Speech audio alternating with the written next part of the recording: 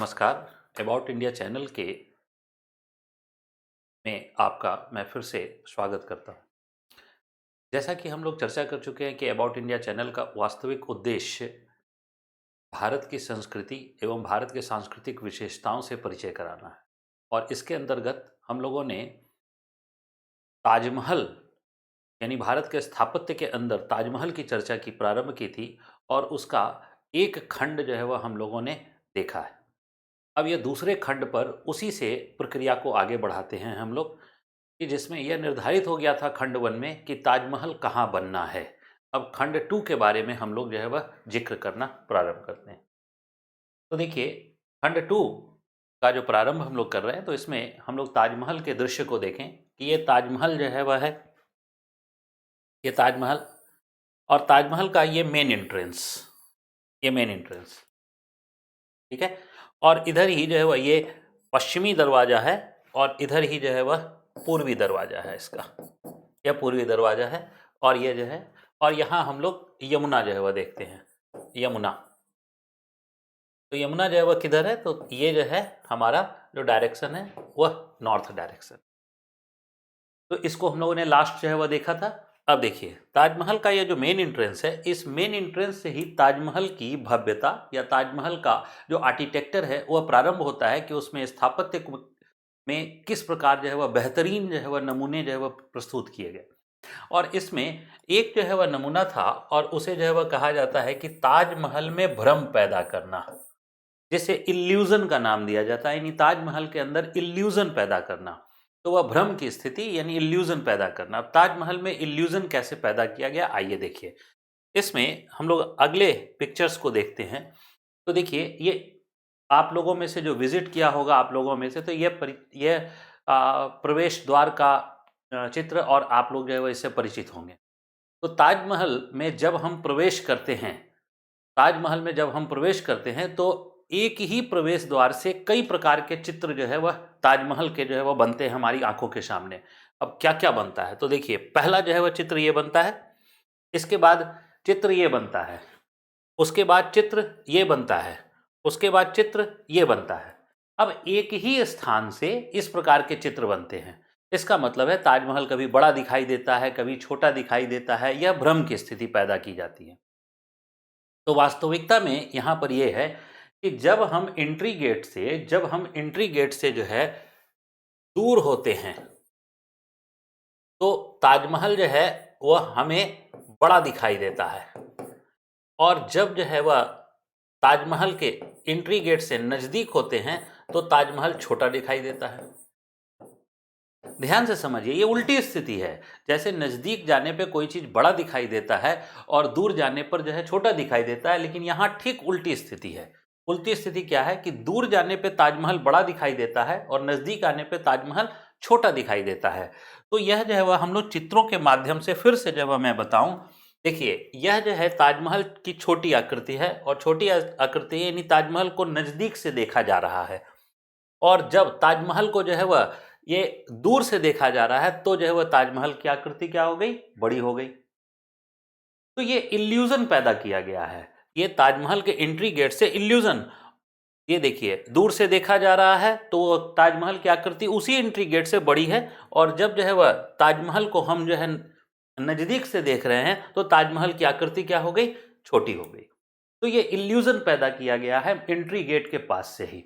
तो entry gate के पास इस प्रकार का इल्यूजन हम लोगों को देखने को मिलता है। ठीक, अब आइए देखिए, ताजमहल के बारे में हम लोगों ने बात की थी कि ताजमहल का निर्माण कहाँ पर जो है वह होना था। ठीक है, और ताजमहल के बारे में हम लोगों ने यह चर्चा की थी कि ताजमहल जो है में यह यमुना नदी है, और यमुना नदी की जहां धारा जो है वह टकरा रही है, इसी भूमि पर ताज का निर्माण होना था। इसके बारे में हम लोगों ने चर्चा की थी कि यहाँ ताजमहल में यहाँ पर नमी यानी सॉइल में मॉइस्चर की मात्रा ज़्यादा है, सॉइल मॉइस्चर की मात्रा ज़्यादा है, मृदा में नमी है। और दूसरा जो है वह चर्चा यहाँ की थी कि यहाँ पर जो है अपर्दन या इरोजन हो रहा है जल के द्वारा। अपर्दन या इरोजन हो रहा है किसके द्वारा, जल के द्वारा, यमुना नदी की जो धारा है, यमुना नदी की धारा यहाँ टकरा रही है इसके द्वारा। अब ऐसी स्थिति में ऐसी भूमि पर ताजमहल का निर्माण करना अपने आप में बड़ा चुनौतीपूर्ण था, बहुत ही चुनौतीपूर्ण था। और उसी चुनौतियों को यहाँ पर जो है पाटने का प्रयास किया गया है, उसी चुनौतियों को खत्म करने का प्रयास किया गया है, जो उस काल की सिविल इंजीनियरिंग के बारे में हम लोगों को कुछ जानकारी जो है वह देगा। आइए देखते हैं हम लोग कि क्या जो है वह यहाँ पर था। तो आइए देखिए, देखिए यहाँ यमुना जो है और ये फ्लो ऑफ करंट को दिखाया गया है। देखिए ये फ्लो ऑफ करंट है, ठीक। और यहाँ पर एक प्लेटफॉर्म बनाया गया। अब देखिए ये जो प्लेटफॉर्म है, इसी प्लेटफॉर्म को, टोटल प्लेटफॉर्म की जो ऊंचाई है जिसमें ताजमहल की अवस्थिति है, उसको अगर इंक्लूड कर दें तो वह 23 फीट है। अब इस प्लेटफॉर्म को, ये जो है वह देखिए, ये पूरा प्लेटफॉर्म है, यह पूरा प्लेटफॉर्म की स्थिति है। इस प्लेटफॉर्म के नीचे जो है वह क्या है, पहले इसकी चर्चा करें। तो देखिए यमुना की धारा जो है वह काट रही है, तो ऐसी स्थिति में क्या किया गया, वहां अधिक नमी थी, अधिक नमी को खत्म करने के लिए क्या किया गया, यहां पर कुएं का निर्माण किया गया। ये देखिए ये कुएं हैं, तो ये एक दो नहीं बल्कि 50 से अधिक कुएं का निर्माण किया गया। ये वेल्स जो है वह हैं, ठीक है। तो यहाँ पर कुएं का निर्माण किया गया, और कुएं में जो है ये जो हम लोग यहाँ रेड रेड जो है वह पार्ट जो देख रहे हैं, तो ये जो रेड रेड पार्ट है ये एक्चुअल में जो है वह क्या है, तो ये पक्की ईंटों को तोड़कर उसमें जो है वह डाल दिया गया है। तो पक्की ईंटों को तोड़कर उसमें डाल दिया गया है। तो ये जो है वह क्या हुआ कि पानी के एक सोखते वाटर जो है वह यहाँ पर क्या होगा, एब्जॉर्ब होगा। तो सॉइल की जो एक्स्ट्रा नमी है वह यहाँ पर एब्जॉर्ब होने लगेगी, तो सारे कुओं से एब्जॉर्ब होने लगेगी। तो सारे कुएं में इस प्रकार की जो है वह स्थिति पैदा की गई, जिसमें पकी हुई ईंटों को तोड़ तोड़ कर डाल दिया गया, ताकि मृदा की नमी जो है वह यहाँ पर वो कम किया जा सके। अब मृदा की नमी को कम किया जाना है, लेकिन मृदा की नमी जो है ये केवल बनाते वक्त ही कम नहीं रखनी है, बल्कि बनने के बाद भी कम रखनी है। क्यों? क्योंकि नदी को तो शिफ्ट नहीं किया जा सकता है, उसके बाद भी जो है वह उसकी नमी को कम रखनी है। तो उसकी नमी को कम रखने के लिए, और एक दूसरा कि इस कुएं जो है वो कच्चे कुएं थे, तो इन कच्चे कुओं को सपोर्ट करने के लिए क्या किया गया कि यहाँ पर ये लकड़ियों टिम्बर के इस प्रकार ऊड जो है वह डाले गए। ये देखिए ये ऊड डाले गए इस प्रकार, यानी जो वृक्ष होता है उस वृक्ष का जो सबसे मोटा भाग, जो मोटा स्टेम होता है, मुख्य तना, उस मुख्य तना को काट काट करके इस प्रकार से जो है वह डाल दिया गया दो कुओं के बीच में। लेकिन अब मुद्दा है कि दो कुओं के बीच में डाला गया है, देखिए ये गोलाई है, इसके ऊपर एक और गोलाई का इस प्रकार का पार्ट जो है वह हम लोग अगर डालते हैं तो ये तो है वह क्या होगा, ये गिरने की संभावना है, ये क्या होगा, गिर जाएगा। तो ऐसी स्थिति में क्या किया गया है, इसके ऊपर जो है वह क्या किया गया कि इसके ऊपर इन दोनों को आपस में बांधा गया है। अब कैसे बांधा गया है, तो ये देखिए ये जो है इस प्रकार से कॉइलिंग की गई है, इसको इसके साथ कॉइलिंग की गई। फिर इसमें ऊपर फिर से जो है एक और जो है, अगर यहाँ एक और लकड़ी जो है वह लगाई गई है, ये एक और लकड़ी लगाई गई है, तो इसकी फिर से जो है वह कॉइलिंग की गई है, इसके फिर से इससे जोड़ा गया। और इसमें देखिए जो तारों का प्रयोग किया गया है, तार, ये जो है वह कॉइलिंग जो की जाएगी वो किसी न किसी जो है वह तार से की जाएगी। तो जो तार जो है वह का प्रयोग किया गया है वो तांबे का किया गया है। अब तांबा का क्यों, तो तांबा जो है वह एक फ्लेक्सिबल धातु है, एक फ्लेक्सिबल धातु है, यानी ऐसा धातु है जो आसानी से मोड़ा जा सकता है। दूसरा जो है वह क्या है कि इसके कॉइलिंग जो है में तांबे के प्रयोग से जो है वह क्या फायदा होगा कि यहाँ अंदर में जो मॉइस्चर है उस मॉइस्चर से उसमें जंग की नहीं लगेगा। लोहे के तार का प्रयोग नहीं किया जा सकता था, इसलिए तांबे के तार का प्रयोग किया गया, ठीक है। या फिर सोना चांदी का प्रयोग नहीं किया जा सकता क्योंकि महंगी धातु हो जाती, तो हमें सस्ता धातु भी चुनना था और साथ साथ ऐसे धातु को चुनना था जिसमें जो है वह वो जंग ना लगे। तो ये जंग नहीं लगा, और इसकी वजह से ये इसका फंक्शन जो है वह देखिए क्या है, लकड़ी जो है वह का प्रयोग किया गया। तो ये जो है जो कच्चे कुएं हैं, इन कच्चे कुओं को एक तो ये जो लकड़ी सपोर्ट कर रही है, एक फायदा। दूसरा, इसमें ऐसी लकड़ी का प्रयोग किया गया है जो पानी में खराब नहीं होती है बल्कि पानी में और मजबूत होती है। ध्यान से समझिए, पानी में और मजबूत होती है, यानी कि ये जो है जल के साथ ही जो है वह मजबूत रहती है, ठीक। तो जब तक जल जो है वह रहेगा तब तक ये मजबूत रहेगी। इसीलिए आप जो है वह कई बार सुनते होंगे कि यमुना के जल स्तर को बनाए रखने का यहाँ प्रयास किया जाता है। क्यों? क्योंकि आर्कियोलॉजिकल सर्वे ऑफ इंडिया जो है यमुना के जल स्तर को बनाए रखना चाहती है। क्यों? क्योंकि अगर जल स्तर यह यहाँ बनाए नहीं रखेगी तो आंतरिक भागों में जो लकड़ियों का इस्तेमाल किया गया है वो सूखने लगेंगे, और सूखने लगेंगे तो लकड़ियां दरकने लगेगी, और लकड़ियां जो है अगर टूटेगी तो ये पूरा का पूरा प्लेटफॉर्म जो है वह क्या हो सकता है, अंदर से ब्रेक कर सकता है। इसलिए इस पूरे अंदर के प्लेटफॉर्म को बचाए रखने के लिए यहाँ पानी का यानी जल स्तर, यमुना का जल स्तर बचाए रखने की जरूरत है। ठीक है। अब देखिए ये प्लेटफॉर्म उसके बाद इस आंतरिक भाग की जो है वह सिविल इंजीनियरिंग के बाद तब जो है वह इस प्लेटफॉर्म का निर्माण किया गया। अब ये प्लेटफॉर्म निर्माण किया गया। अब सोचिए कि उस समय के जो वास्तुकार थे उन वास्तुकारों को यह मालूम था कि आगरा जो है वह क्या है, तो एक भूकंप के क्षेत्र में है। आगरा जो है वह क्या है, तो एक भूकंप के क्षेत्र में है। आगरा भूकंप के क्षेत्र में, ये बात पता थी। और ये इतना जो है वह हेवी जो प्लेटफॉर्म बनाया गया है, तो ये हेवी प्लेटफॉर्म जो है ही क्या हो सकता था, भूकंप में इस प्रकार शेक कर सकता था। भूकंप में इस प्रकार शेक कर सकता था, यानी वह जो है दोलन कर सकता था, ऑसिलेट कर सकता था। अब ऐसी स्थिति में जो है क्या किया गया कि इस पूरे प्लेटफॉर्म को देखिए, इस पूरे प्लेटफॉर्म के पास जो है वह क्या किया गया, ये 2 नंबर एक स्थलाकृति जो बनाई गई, 2 नंबर स्थलाकृति क्या है, मॉस्क। ठीक है। और 3 नंबर जो है वह स्थलाकृति, ये 3 नंबर स्थलाकृति जो है वह क्या बनाई गई है, तो गेस्ट हाउस। ठीक है। और जो 4 नंबर यहाँ पर देखिए, ये 4 नंबर सभी जगह 4 नंबर जो बनाया गया, ये जो है वह हम लोग ताजमहल का मीनारेट्स जो है वह कहते हैं। ये 4 नंबर है, 4 नंबर मीनारेट्स है, और ये एक जो है यही मेन टॉम्ब है, ये ताजमहल का मेन टॉम्ब है। तो ये ताजमहल का मेन टॉम्ब है। तो इस पूरे प्लेटफॉर्म को इस प्रकार से हम लोग देखते हैं कि ये मेन टॉम्ब है, मुख्य जो है वह जो गुंबद है वह या मकबरा है वहाँ है, और इधर जो है वह गेस्ट हाउस है, इधर जो है या मेहमान खाना कहा गया था, गेस्ट हाउस को मेहमान खाना भी कहा गया। और जो ये 2 नंबर है ये मॉस्क है, यानी मस्जिद जो है। तो ये जो डायरेक्शन है ये पश्चिम है, इसलिए पश्चिम दिशा में जो है वह मॉस्क का निर्माण किया गया, और यहाँ पर मुख्य जो है वह मकबरे का निर्माण किया गया है, और यहाँ पर जो है वह मीनारेट्स का प्रयोग किया गया।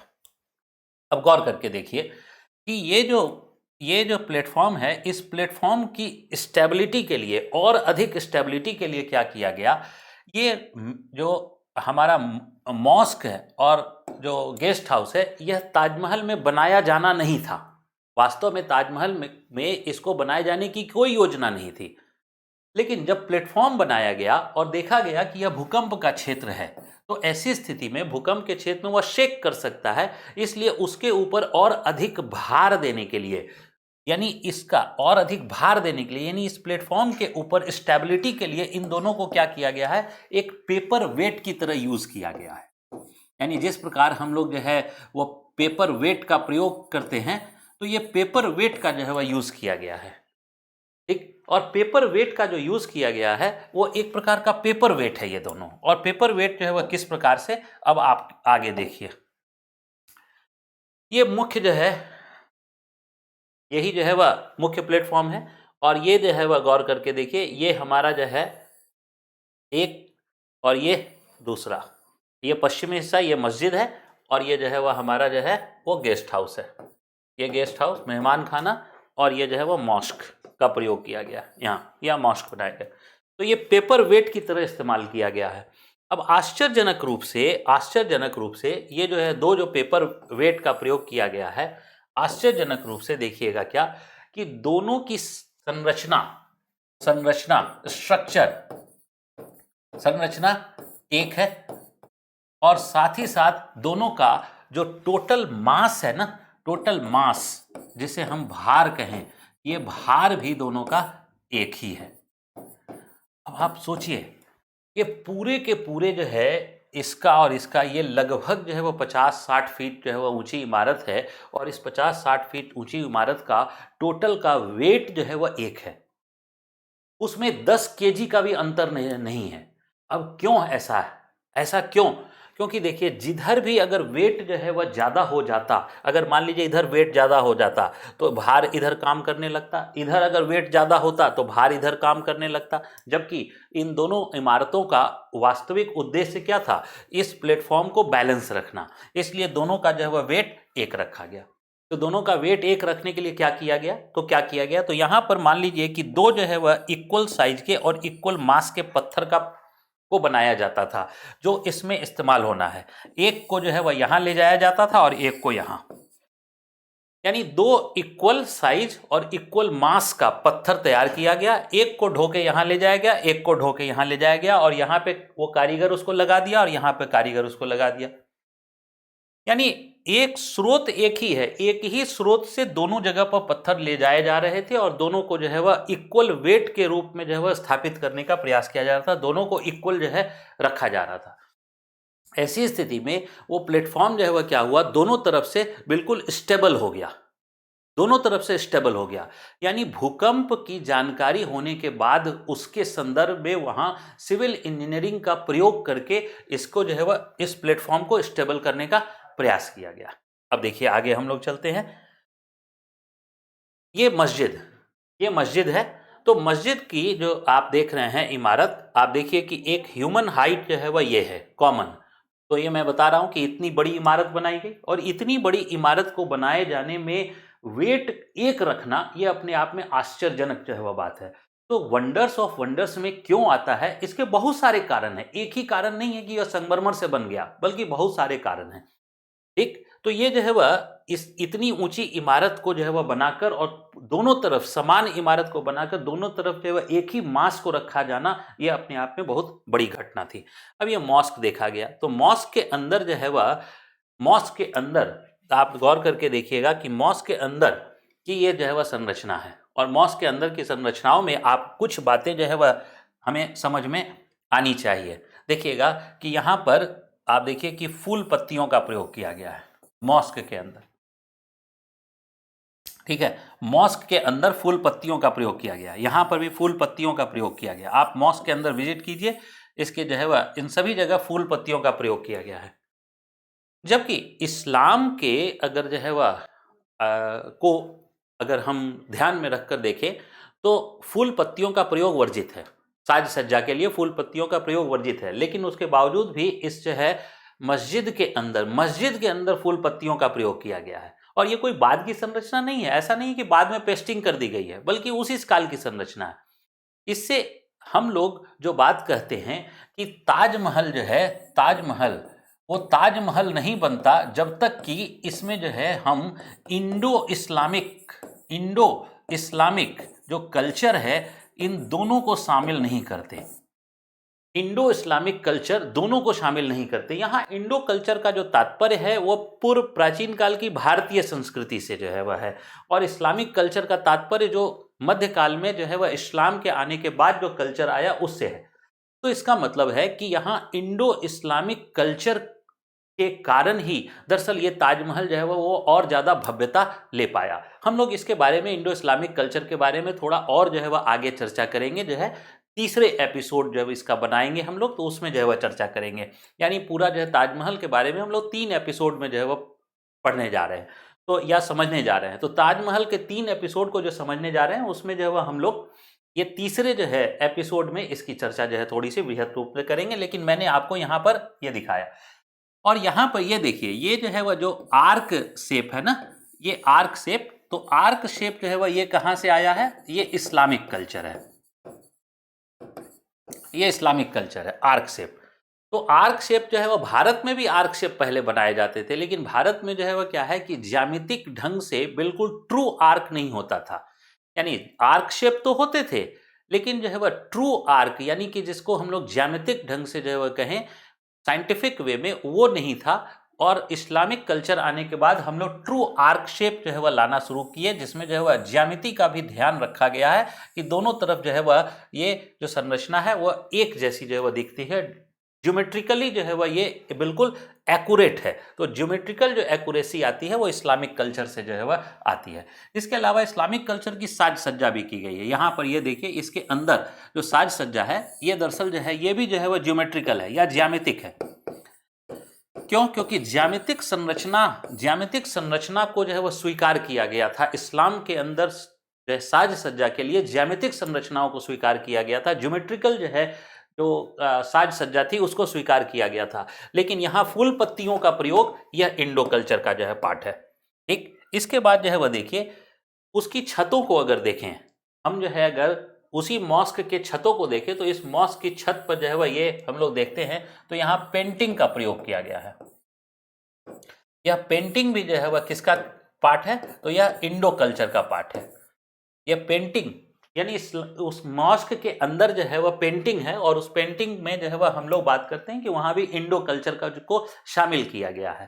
इसीलिए हम लोग बार बार कई बार कहते हैं कि ताजमहल जो है वह क्या है? इंडो इस्लामिक कल्चर का एक बेहतरीन नमूना जो है वह माना जाता है। तो यहाँ पर हम लोग इस प्रकार देख सकते हैं। अब आगे जो है वह आइए हम लोग मैंने बताया कि कल्चर के इंडो इस्लामिक कल्चर या उसके आर्किटेक्चर के बारे में या उसकी साज सज्जा के बारे में हम लोग और बाकी बाद में फिर से चर्चा करेंगे।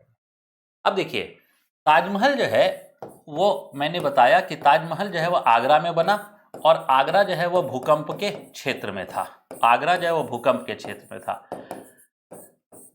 मुगलों के पहले आगरा में एक लोदी वंश का शासन हुआ करता था और लोदी के काल में आगरा में जो है आगरा की स्थापना ही जो है वह दरअसल लोदी शासकों ने की थी। सिकंदर लोदी का नाम आता है आगरा की स्थापना में और लोदी वंश के काल में ही दरअसल आगरा में एक भूकंप आया था और उस भूकंप में काफी अच्छा विनाश हुआ था।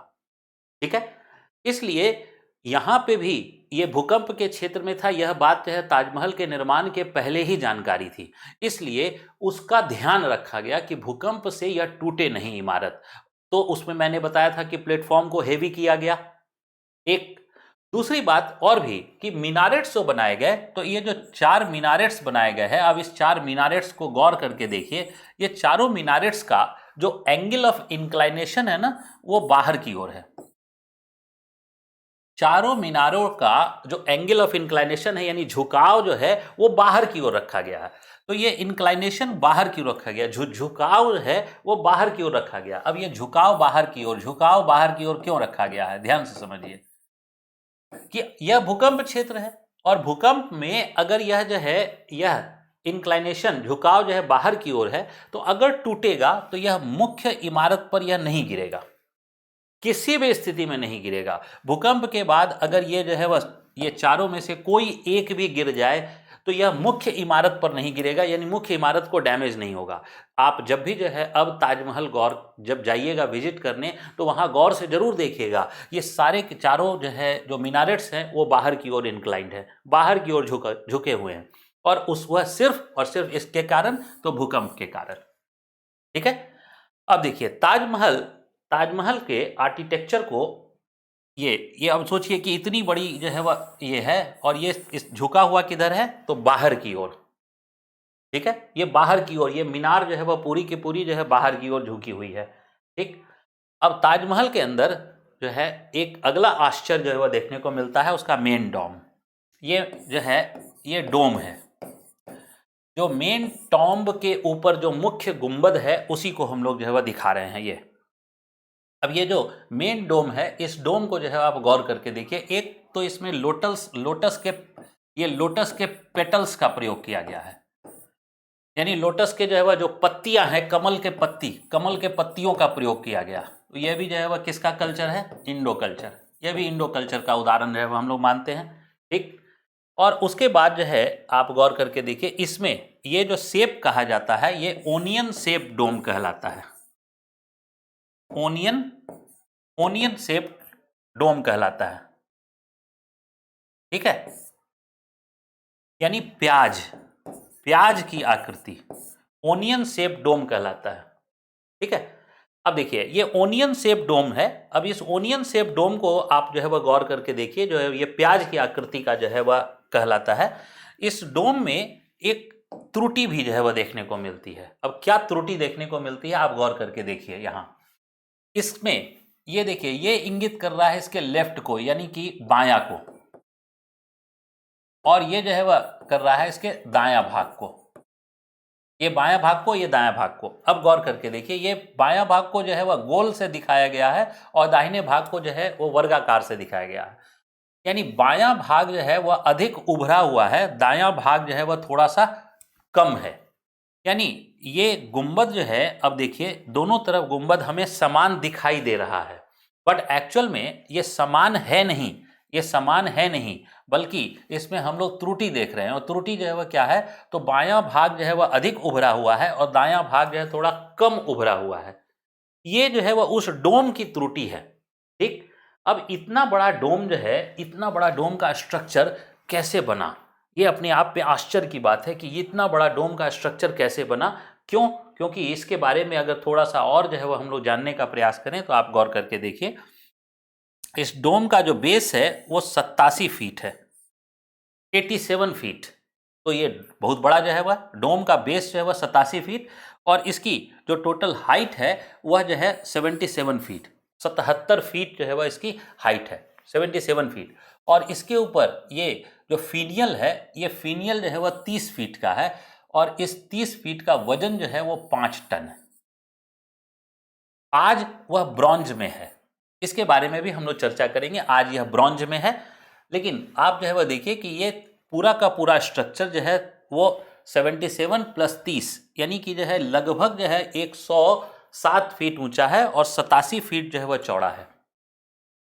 अब 87 फीट चौड़ा जो है स्ट्रक्चर गुंबद, ये कैसे इतना बड़ा गुंबद जो है वो बना लिया गया? क्यों? क्योंकि जो है इसमें अंदर में लगभग 58 फीट का भाग हिस्सा है जिसमें कोई बेस नहीं है। यानी 58 फीट का ये छत है और इसमें कोई जो है वह बेस नहीं है, यानी नीचे कोई पिलर नहीं है। हम लोग जो है वह देखते हैं ना, अपने कमरे को देखिए, 12 फीट, 14 फीट, 15 फीट, 16 फीट का जो है वह होता है। उसके बाद क्या होता है, दीवार होती हैं, लिंटर होते हैं। या कोई हॉल जो है वह मैरिज हॉल वगैरह में चले जाइए तो वहाँ पे कई जो है वह लिंटर्स जो है वह डाले हुए होते हैं, और सरिये का प्रयोग यानी कि लोहे का प्रयोग होता है। लेकिन यहाँ तो लोहे का प्रयोग हुआ नहीं है, यहाँ लोहे का प्रयोग नहीं हुआ है, यहाँ पर कोई पिलर्स स्तंभ नहीं है, लिंटर का प्रयोग नहीं हुआ है। फिर ऐसी स्थिति में ये जो 58 फीट का बेस है ये कैसे टिक गया, ये टिक कैसे गया? तो ये बड़ा अपने आप में बड़ा खूबसूरत जो है वह चीज वहां पर इस्तेमाल किया गया। अब देखिए क्या है, कैसे इस्तेमाल किया गया। तो वहां पर जो यहाँ पर चट्टाने जो है, यहाँ पर इस पूरे भाग में जो जुड़ाई की गई है अलग अलग जो है वह पत्थरों की, तो अलग अलग पत्थरों की जो जुड़ाई की गई है, उस जुड़ाई को देखिए कि कैसे जुड़ाई की गई है, उसको मैं बता रहा हूँ। जो जुड़ाई की गई है तो ये जो है वह देखिए क्या है, ये जुड़ाई की गई तो इसमें क्या किया गया है कि ये एक जो है नंबर, इसका वेट जो है वो ट्रांसफर किया गया है 2 नंबर पे। इसका इंक्लाइनेशन ऐसा रखा गया है, इसका इंक्लाइनेशन का झुकाव ऐसा रखा गया है कि इस पूरे एक का ट्रांसफर जो है वह 2 पर चला जाए। वेट जो है वह कहाँ हो जाए, ट्रांसफर हो जाए 2 पर, स्थानांतरित हो जाए। और 2 का वेट जो है वह 3 पर जो है वह चला जाए, 3 का वेट 4 पर चला जाए, और 4 का वेट जो है वह 5 पर चला जाए, 5 का वेट जो है वह 6 पर चला जाए। तो अब देखिए क्या है, जब 6 पर वेट चला गया सारा, तो ये पूरा क्या हो गया, ये वेटलेस हो गया। क्यों? क्योंकि सारा वेट ही, सारा भार जो है वह किस पर चला गया, 6 पे चला गया।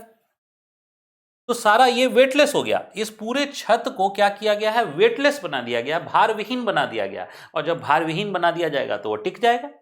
अब देखिए इसमें, अब यहां पर मास जो है वह ज्यादा हो जाएगा। तो मास अगर जो है ज्यादा हो जाएगा तो ये मास के कारण टूट सकता है, ब्रेक कर सकता है। इसलिए क्या किया गया, यहां से मास को, सेंटर ऑफ ग्रेविटी को क्या किया गया, फिर से विभाजित कर दिया गया। सेंटर ऑफ ग्रेविटी को विभाजित कर दिया गया। और विभाजित करने के लिए क्या इस्तेमाल किया गया, आप देखिए यहां पर, ये जो है वह मुख्य डोम है, और मुख्य डोम का जो है स्ट्रक्चर यहीं पे है, और ये जो है मुख्य डोम का जो स्थिति है वो यहां पर हम लोग को देखने को मिलता है। और उसको कैसे विभाजित किया गया है, आइए देखते हैं। देखिए ये यहाँ ये वेटलेस कंडीशन जो है वह में बनाया गया है। ये पूरा वेटलेस कंडीशन है। ये एक हिस्सा दिख रहा है, और एक चौथाई, यानी एक चौथाई हिस्सा है, और एक चौथाई एक चौथाई को जोड़ते चले जाएंगे तो ये पूरा जो है वह हिस्सा जो है वह हमें दिखेगा। अंदर का स्ट्रक्चर कुछ इस प्रकार का जो है वह हमें दिखाई जो है वह देगा। ठीक है, अब इसको देखिए क्या है, यही वेटलेस कंडीशन जो है वह बनाया गया है। अब यहाँ पे मास अगर आया तो यहाँ का मास जो है वह क्या किया गया, इधर ट्रांसफर किया गया। यहाँ का जो मास आया वो इधर ट्रांसफर किया गया। यहाँ का जो मास आया वो इधर ट्रांसफर किया गया। ठीक है, यहाँ के मास को इस प्रकार ट्रांसफर किया गया, ठीक, यहाँ के मास को इस प्रकार ट्रांसफर किया गया। तो हर जगह जो है वह जो मास है उस मास को क्या किया गया, ट्रांसफर किया गया। और यहाँ ट्रांसफर करने के बाद जो है वह देखिए इसकी दीवारों पर ले आया गया, इसकी दीवारों पर ले आया गया, वॉल पे ले आया गया। तो जब वॉल पर, और वॉल जो है वह काफ़ी मोटी है, तो मोटी दीवारों पर जो है वह अगर ले आएगा तो स्टेबिलिटी हो जाएगी और ये छत जो है वह क्या होगा, ये पूरा छत ये वेटलेस, भारहीन हो जाएगा, ये भारहीन स्थिति में चला जाएगा। तो ये भारहीन स्थिति में चला गया। यह जो है वह तकनीक का प्रयोग करके ताजमहल में जो है ऊपर भारहीनता इस्तेमाल की गई और उससे इतने बड़े डोम का स्ट्रक्चर जो है वो तैयार हो जाता है। इतना बड़ा डोम स्ट्रक्चर जो पूरा का पूरा भारहीन है। अब सोचिए ये जो है वह कितना, 87 फीट, 87 फीट अपने आप में बहुत बड़ा होता है। तो 87 फीट जो है वह जो स्थिति है और वह पूरा का पूरा वेटलेस है। क्यों? क्योंकि यहाँ के वेट को ट्रांसफर करके ये यहाँ पे ले आया गया है। यहाँ के वेट को ट्रांसफर करके जो है वह यहाँ ले आया गया है और वेट ट्रांसफर करके उसके बाद इसको दीवालों में डाल दिया गया है। इस प्रकार से इस डोम की संरचना बनाई गई है। अब इस डोम की संरचना के बाद जो है वह आइए अब हम लोग फीनियल की बात करते हैं। ये फीनियल जो है वह इसी को, तो फीनियल की हाइट मैंने बताया था कि ये 30 फीट जो है वह हाइट जो है वह इस फीनियल की है। तो ये जो है वह माना जाता है कि जो है वह अपने काल में, यानी जिस समय जो है ताजमहल बना था, तो ये जो फीनियल बनाया गया था, ये फीनियल जो है वो गोल्ड का था। ये फीनियल किसका था? गोल्ड का, सोने का, यानी ये सोने की जो है वह थी। लेकिन उस समय के शासकों को भी अंदाजा था कि ये सोने का जो है अगर हम, और इसका वेट कितना, 5 टन, तो 5 टन अगर सोने का इस्तेमाल करेंगे तो इस पे थ्रेट है, इस पे खतरा है कि कोई इसको जो है वह क्या कर सकता है, लूट सकता है, इसको जो है वह कोई चुरा सकता है। ये संभावना थी और इस बात का पहले से ही आशंका थी। इसलिए क्या किया गया कि ताजमहल के प्रांगण में यानी ताजमहल और जो गेस्ट हाउस है जहां, उसके बीच में आप अभी ताजमहल कभी विजिट कीजिएगा तो देखिएगा जमीन पर इस फीनियल की रूपरेखा बनाकर उकेरी गई है जमीन पर। तो जमीन पर ये ताजमहल की जो है वह फीनियल की रूपरेखा बनी हुई है, ठीक है। अब ये फीनियल की रूपरेखा जमीन पर बनी हुई क्यों बनी हुई है? तो ये अंदेशा था कि ये जो है वह कभी न कभी संभावना है कि इसको जो है वह लूटा जा सकता है, तोड़ा जा सकता है। तो इसके आधार पर कोई जो है वह फिर से उसका रिकंस्ट्रक्शन किया जा सकता है। और देखिए इसके आधार पर फिर से रिकंस्ट्रक्शन जो है वह किया गया है 19वीं सेंचुरी में। क्यों? क्योंकि वास्तव में जो संभावना थी वह लूट लिया गया, यानी ये सोना था और सोने को जो है वह लूट लिया गया, और सोने को लूट लिया गया तो बाद में 19वीं सेंचुरी में जो है, अर्ली 19वीं सेंचुरी में इसको ब्रॉन्ज से, गिल्डेड ब्रॉन्ज से इसका पुनर्निर्माण कराया गया। अब इसमें जो देखिए ऊपर की जो संरचना है ये जो है वह एक कलश नुमा संरचना है, और कलश नुमा संरचना है तो यह कई प्रकार के भ्रम पैदा करता है। लेकिन उस कलश नुमा संरचना के अंदर जो है वह देखिए, यह जो है आप देखिएगा इस्लामिक इंस्क्रिप्शंस में अल्लाह जो है वह लिखा हुआ है। इसका इस्लामिक इंस्क्रिप्शंस में यहाँ अल्लाह जो है वह लिखा हुआ है। यानी ये ऐसा नहीं है कि जो है वह इसमें ये भ्रम जो है, इस भ्रम से हम कोई ये नहीं निकाल लें कि नहीं ये जो है वह ये हिंदू स्ट्रक्चर था, ऐसा कुछ नहीं, बल्कि जो है इसके अंदर पहले से ही मेंशन्ड है, ये अल्लाह का नाम जो है वह मेंशन्ड है, ठीक है। तो ये जो है, अब ऐसे डोम जो बनाए जा रहे थे, तो ऐसे डोम बनाए जा रहे थे तो जो है वह उतना बड़ा बड़ा पत्थर या जो है वह उतने ब्रिक्स जो है, क्योंकि मैंने बताया था कि जो है वह ताजमहल में आंतरिक हिस्सों में ब्रिक्स का इस्तेमाल किया गया है, पके हुए ईंटों का प्रयोग किया गया है।